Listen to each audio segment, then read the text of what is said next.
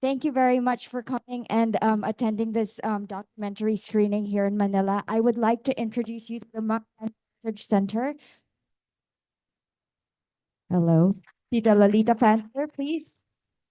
She was the president of the Mangyan Heritage Center. This is Quint Fansler. He was the founder of the Mangyan Heritage Center. We have Emily Lorenzo Catapang. Yeah, she's the executive director of the Mangyan Heritage Center. We have Uyan Daay. She is our the Mangyan representative here today. Um, oh, Kuya Resti. Yeah, sorry, I didn't see you. And Kuya Resti is the translator of into Tagalog, the Ambahan. He's also the substitute for Anton Posma for the Mangyan Heritage Center. Do you all have any questions for these lovely people? Hello. I'd like to share something. I was just in Mindoro 2 days ago, and I gave a talk on my book. It was at the Mindoro Occidental Colleges. And before I gave my talk, about 20 IP or Mangyan students came up and I did an ambahan. It was wonderful, it was beautiful, and it was translated. So they are now, they have students now in those schools. And they're learning, the new way, and at least learning more about the outside culture, you would say, but they're sharing also their culture. So that was wonderful. I just wanted to share that.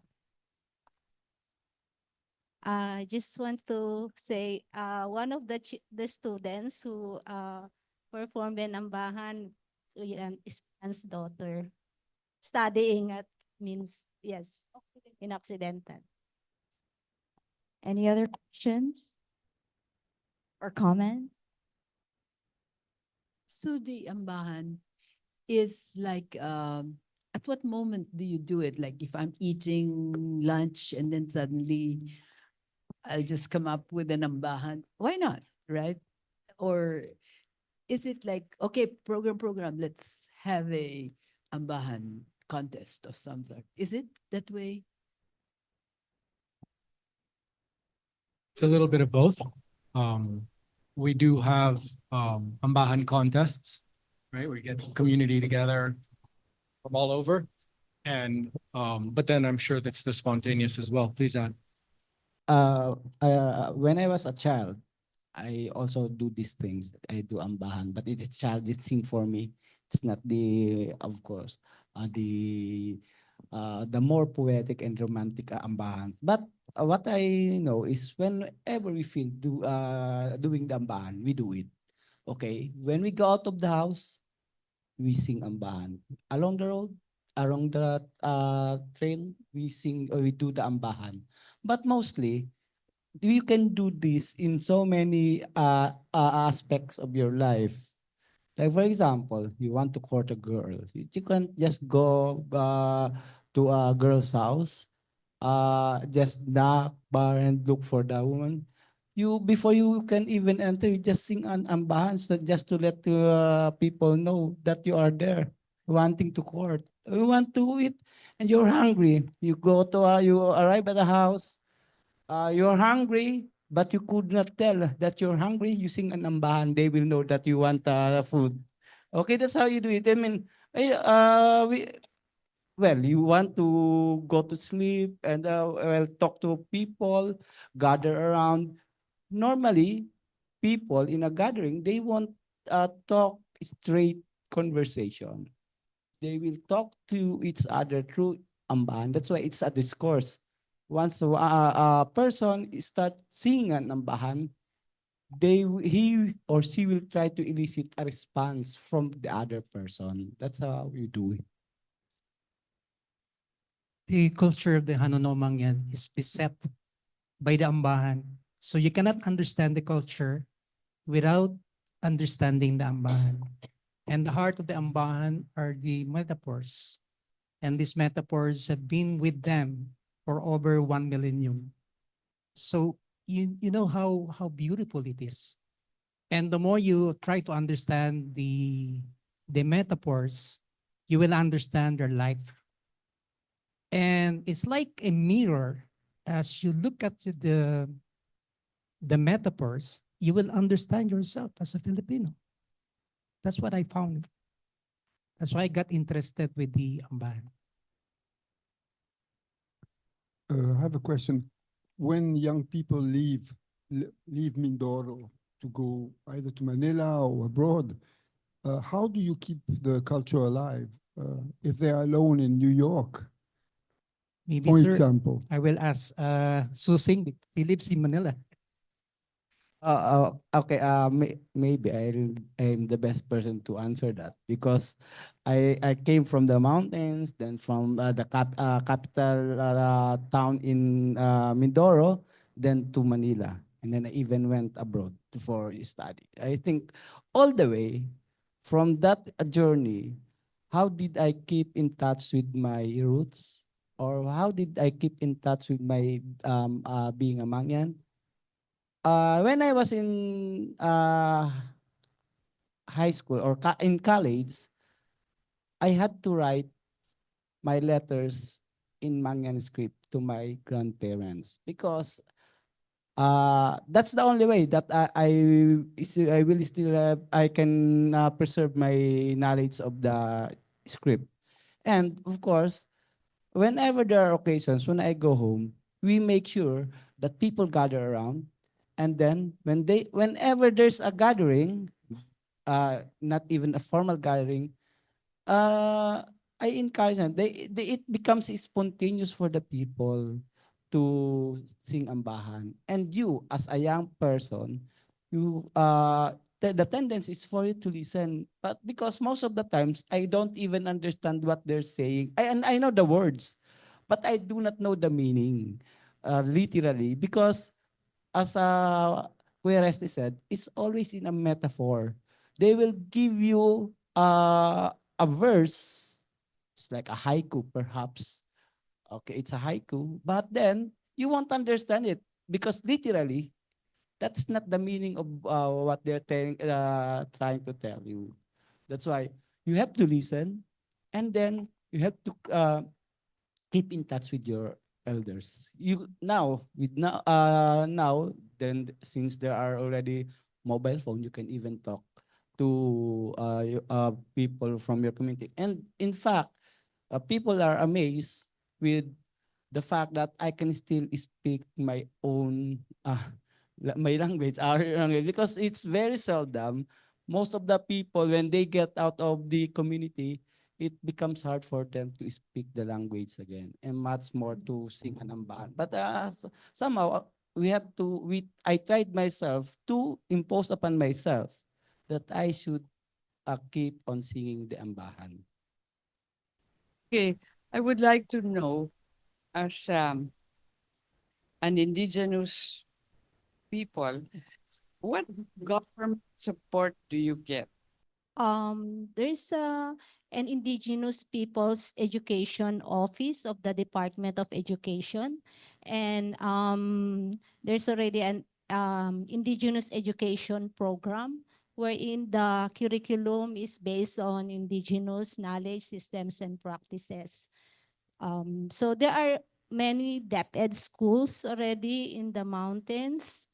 Um, so there are public schools. We worked with the Mangyan Mission. It was an NGO under the Apostolic Vicariate of Calapan, and they have established several schools in the mountains. Then after a few years, they have turned it over to DepEd for sustainability.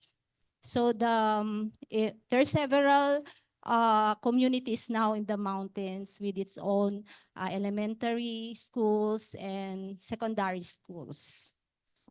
And And the teachers are also Mangyans. Yes. If I may add, okay. If I may add, we have representatives from the National Commission on Indigenous Peoples here. Yeah, because the NCIP, I am also in constant touch in touch with the NCIP, right now. We were talking earlier about the ancestral domain. The geodetic engineer of the NCIP is here, uh, doing the survey of the land. But of course, there are challenges there. In Because right now there is a resistance in most of the municipalities of Mindoro, because most of the coastal towns are already occupied by the settlers.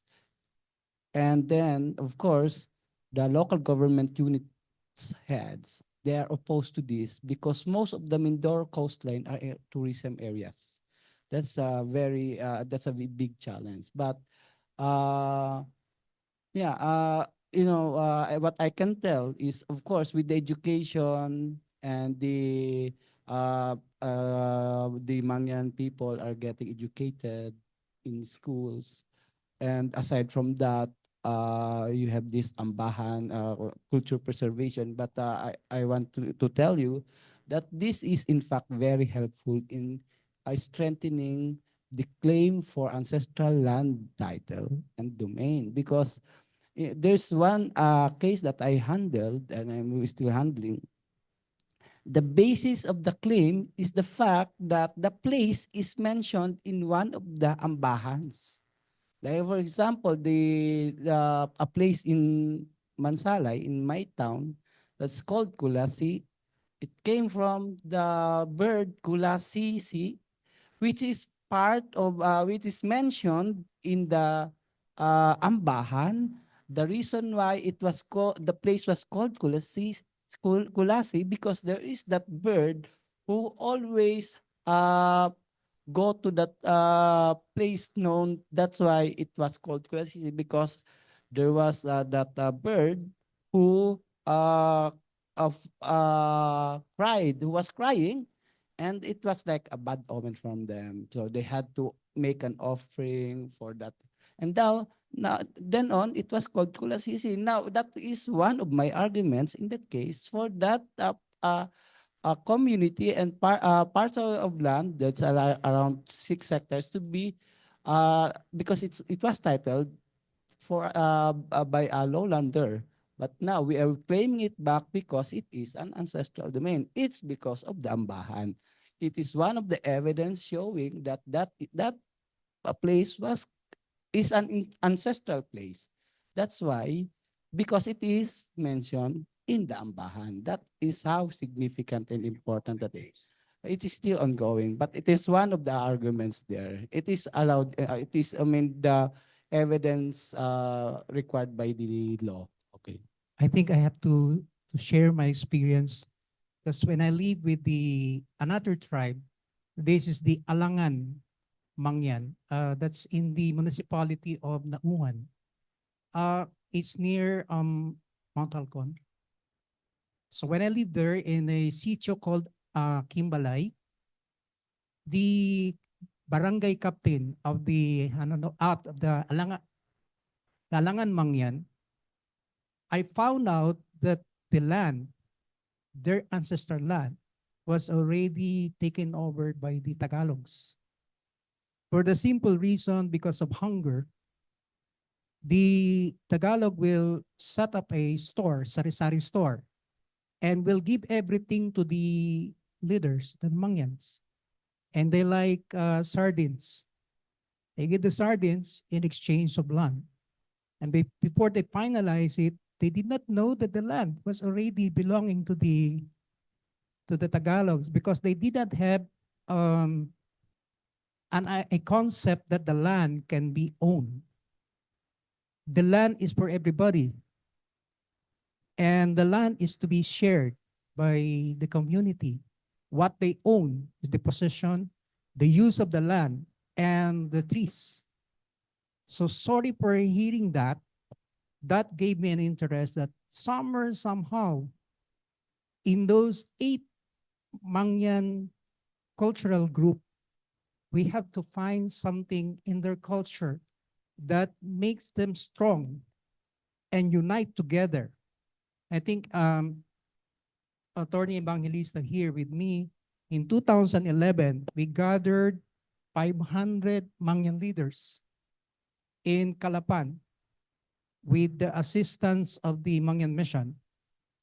And in that Congress, the Mangyans leaders all over Mindoro, including the leaders and the culture carriers, they said, we would like to govern ourselves. If we cannot have our own government, then give us an administrative power over our ancestral land. And that's their wish. If you want to help, I think that's the area where we can help them. Now, how can the foundation use technology now, especially with AI, to document all the ambahans and possibly teach Mangyans or even other people around the world how to read or write or sing the ambahans? It's like it's now at your fingertips to your documentation can really get expanded and more global reach. You had me at thinking about how we were in technology because we scanned things and we digitized photographs and the audio. I have not come around to thinking about AI yet. We are in the Library of Congress with materials, and that's we're proud of that. How we can bring in AI. You're the AI. We will need support from the group. We can use AI, I think, specifically the music side, as well as the text. Machine learning, for example, can help. So if there is any funding or a expert would like to help us, we'll be open to make the library more accessible through the website, and more people can participate. And it can influence a lot of Filipinos in the diaspora, I think. And we do, though, have concerns about free prior informed consent. So there's a lot of we have to be very careful with our because the important thing is that we maintain the community's trust, and to maintain that we have to show that we really understand their concerns, and which are that they don't want too much information out there. And actually, that was how the Mangyans preserved the script and the Ambahan, because they're very shy when the lowlanders, when they went to Mindoro, because the Spanish government wanted Mindoro to be occupied. It was a good corregidor, safety island. And so the Batangueños, many were given land titles. And so then they went to Mindoro and told the Mangyans, I have this land title, get out of my land. The Mangyans are peace-loving. They're not going to fight. The Cordillera tribes, they have the head hunters, they're fighters. The Mindoreños are peace-loving. So they were mainly around the coast. But as the Batangueños occupied Mindoro and they became Mindoreños, all they had to do was tell the Mangyans, get out of my land. But instead of fighting for their rights, they just went up the mountain, which, the good thing was they weren't interested in learning Spanish. They weren't interested in learning the Roman alphabet. They were living by themselves. So they were able to preserve the script and their language and their culture. A lot of the lowlanders, we had scripts, the Visayans, the Tarlaqueños, Tagalogs, we all had our script. There were 17 that in 1603 were identified, and Mangyan script was not even there. So we had more. But one by one, the lowlanders preferred to learn Spanish, the Roman alphabet. It was a nice way to read what the Visayans are saying. Because before, the scripts were so different, besides not understanding each other, they couldn't even make out what the words were. So, like let's say we don't speak French, but we can look at the menu and figure out what the fish course is, right?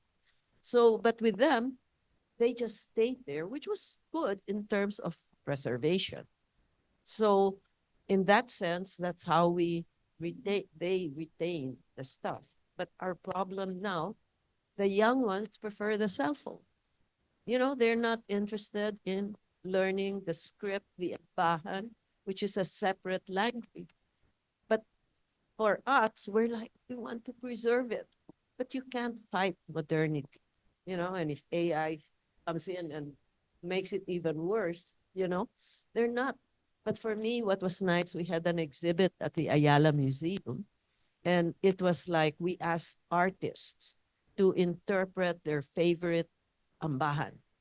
So then there was a lull, and I got Emily's daughter, who's like a Lasalite scholar, you know, to go up. I said, I'll show you the exhibit, and a Mangyan girl. And this Mangyan girl, she said she was only up to 6th grade. Emily's daughter was a LaSalle scholar.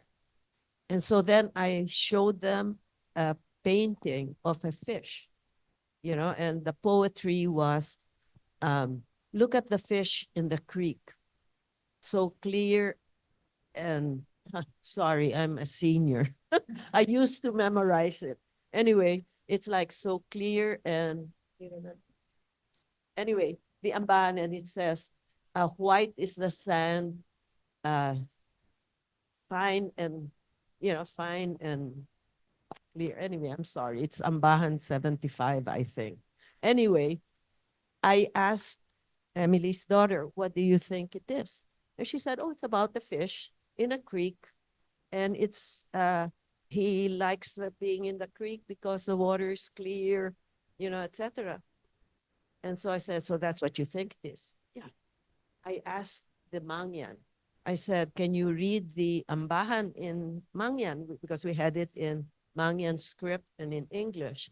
And she said, no, I can't read Mangyan, but I can read the Tagalog.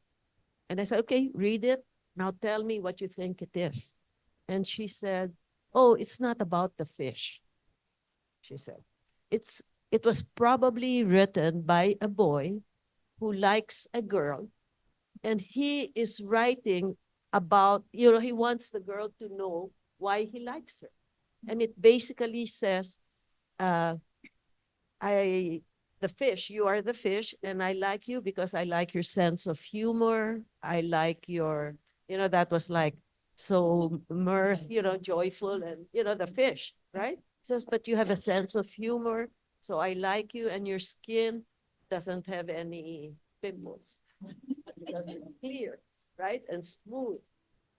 This girl who couldn't read Mangyan, never learned an Ambahan, and was up to 6th grade, she knew, she could interpret that metaphor, which a scholar from, not a Mangyan, literally interpreted it, right? And for me, it was like, how nice to know that this Mangyan girl, at least in her soul, felt, she knew what it meant. Yeah, I want to go back to actually Father Dittner. Yeah, Dinter. What is the religion? Did they have any religion, the Mangyan? Were they animists? What? And how did they react to Christianity being brought there? Did that in any way affect their culture? Yeah, I remember in my church history, when I was studying church history, there was the narrative of the Spanish missionaries in Mindoro trying to allure the Mangyans of Mindoro by providing them food. And then in the process, they teach Doctrina Christiana. But the moment the prioress or the missionaries tried to give them food, they will run. They will run. They were afraid. And they did not want to mingle with the Spanish missionaries. During the time, it was very difficult by travel. They travel by sea. So you have missionary settlement, and most of the missionaries died of malaria It was very difficult during the time. And the Mangyans themselves, in general, some would work with the missionary, but most of the Mangyan, majority would live in the mountains. What is the religion? Well, it's basically they're very sensitive to the spirit in nature. You can call it anywhere. Like as I said, they have a very well systematic understanding of the soul. For example, the Pandaniwan, the one who would cure a sick person would like a priest sing the hymn, and will sing a lot of Ambahan. It's in the Ambahan port, and they will call the Daniu, and the Daniu will be asked by the Pandaniwan to tell the Daniu to overcome the bad spirit and cure the person who is dying. So it's easier for them to understand the angels and the prayers, the role of the medium, because these were embedded already in their culture. And the power, they also believe in God, which they did not so much mention in their culture, like mahal makakaako in their culture. In other ethnic groups of the Mangyans, they also believe in God, but it's basically a remote God. Their interaction are very much with the spirits, bad spirit and good spirit. When you die, you go to a place where the spirits of the forefathers are there. And if you die with a bad life, you become one of the evil spirits. And if you're a good spirit, you go there. For example, in the Hanunao Mangyan, they call it karadwangan. So when you go there, you will have like a heavenly peace. There's a lot of the Ambahan would say that it's like a house which cannot be shaken by any storm. It is an eternal home. It's very much alive in the Ambahan itself. So that sense of the spirit are very much, if there's any religion coming to their place, they will embrace it. But what they did not like is that the behaviors of those who came confessed to say they were Christians, and they will grab their land. And the Mangyans, when they heard the word Christians, it means to them land grabbers. And the term damuong in the Hanunao Mangyan are settlers who will take away their land and will abuse them and treat them like any, meaning very low. Yeah, and they will not treat them with such a dignity. So we have a dual thing. One confessed of God, but they did not see. So there's a problem of integrity. So some of them embrace the Catholic, Protestant religion, and others. There will be also other evangelicals who will come to them trying to market something that they will help, take vulnerability because of their poverty, and then begin to teach the Bible. So in a way, religion could be a way to, abuse them. But religion would preach,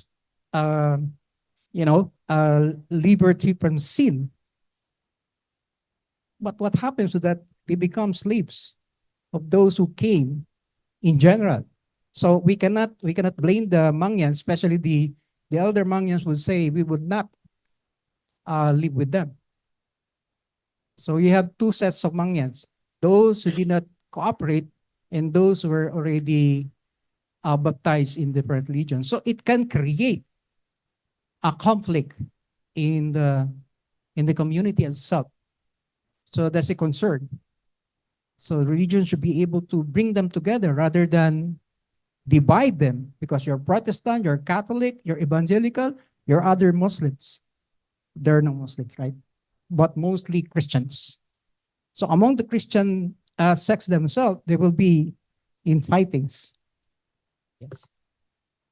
I'm sorry. I just want to add something to what Kuya Resti said. I'll say something from experience because uh first my grandparents are among those first batch of Mangyans baptized by the missionaries in 1950s. Okay, in Rojas. Now, what my grandparents became religious, devoted Catholics. But in my experience, in our communities, religion really is not that, it's not a very what's observed at identity among the Mangyans. The Mangyans, we are I rather identify ourselves as Mangyans, but mostly there are different religions and religious denominations that come into that many communities. But these are mostly taken. People join these religious organizations because of necessity. They want their children to study. They have to. There are missionaries, be it Protestant, be it from other they would send their children to these religious organizations because their children will get that education. But as to the whether this will be cause of division among the community Mangyan members, this will not really be a very serious cause for disintegration or division.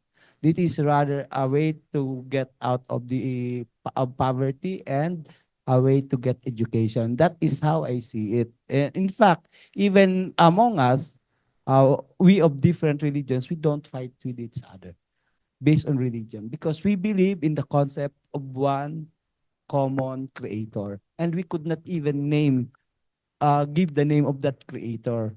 We just respect the spirits. We know that there are bad spirits, good spirits, but we don't have deities. This is it's just like, it's Mangyans are really very spiritual.